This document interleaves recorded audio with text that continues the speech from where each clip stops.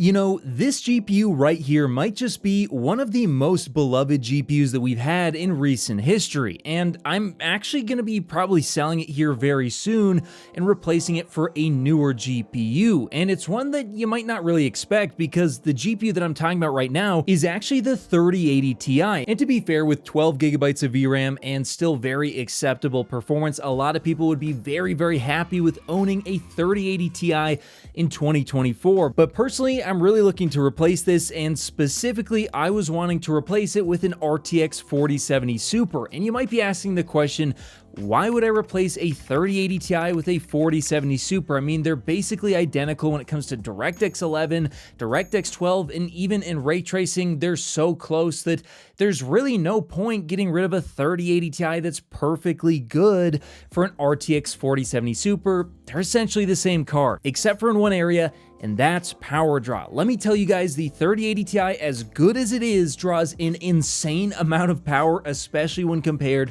to the RTX 4070 Super, and for some bizarre reason, this card puts out so much heat. I don't think I've ever had a graphics card that puts out as much heat as the 3080 Ti, to the point where I'm questioning if the power readings are even correct, because it's insane. I turn on my test PC with this GPU in it, and very quickly, my room gets very hot, more so than even in RTX 4090 at full bore. I mean, this thing is insane, and I don't understand why. And I am honestly scared that that PC is going to explode if I continue to use this 3080 Ti because of how much power it draws. So I was looking for a 4070 Super, and thankfully, Galax actually reached out and said, hey, we'll not only send you one 4070 Super, we'll send you two 4070 Supers, but they wanted me to talk to you guys about AI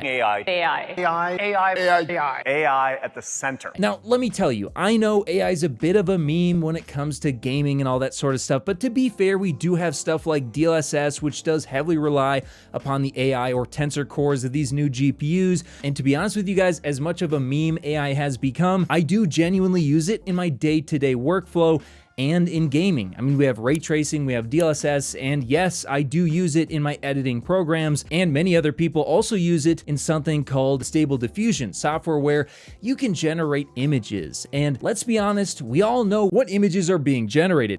In fact, moving forward, I think we need to have a whole new way of testing our graphics card. We can no longer rely upon frames per second or FPS. That is an ancient standard. It's time to move on. No, I dare say that we start to measure our cards in WPS instead of FPS, or waifus per second. Yes, that's right. I think we need to start measuring the performance of our cards in how many anime baddies it can throw out per second. And let me tell you, considering how low the power draw of the RTX 4070 Super is, Galax has got a point. You're going to be able to generate a whole lot of waifus and spend a whole lot of time in the bathroom a lot quicker if you're able to run multiple RTX 4070 Supers for potentially a similar power draw to the RTX 3080 Ti and generate a whole lot of waifus every single second. Oh, also, I forgot to mention, Galax actually has the XT app, which if you just scan the XT app on your PC, it connects automatically, and you can overclock and tweak all of your graphics cards. And just really quickly, I was able to get 6% higher performance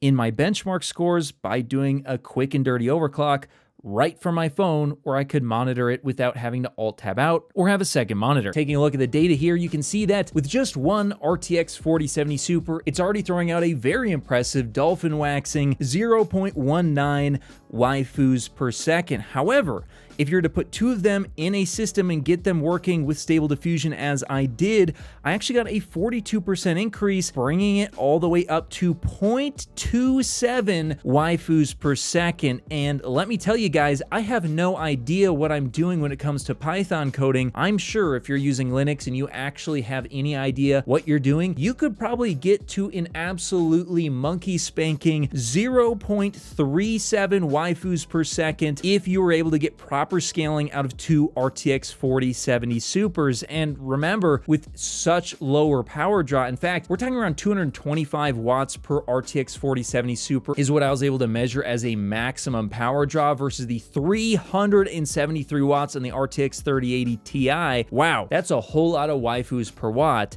if I do say so myself. But even if you wanted to run 2, 3, or even 4 RTX 4070 Supers in SLI, well, they got you covered with their brand new Omega GLX 1200 watt power supply, which of course has the latest and greatest connections for these brand new NVIDIA GPUs in their new 16-pin connectors, which I will be using to run multiple GPUs in the future if I need to do so. But the RTX 3080 Ti, I love that card when it came out, and the Founders Edition to this day looks absolutely amazing. But when you're drawing nearly double the power of the RTX 4070 Super and gaining nothing for it, even if you could find an RTX 3080 Ti, say, used on the secondhand market today, frankly, personally, I wouldn't be picking it up, and I would prefer to get a brand new RTX 4070 Super to give you the same level of performance for far less power, so that you're not having a heat stroke in your office like I do.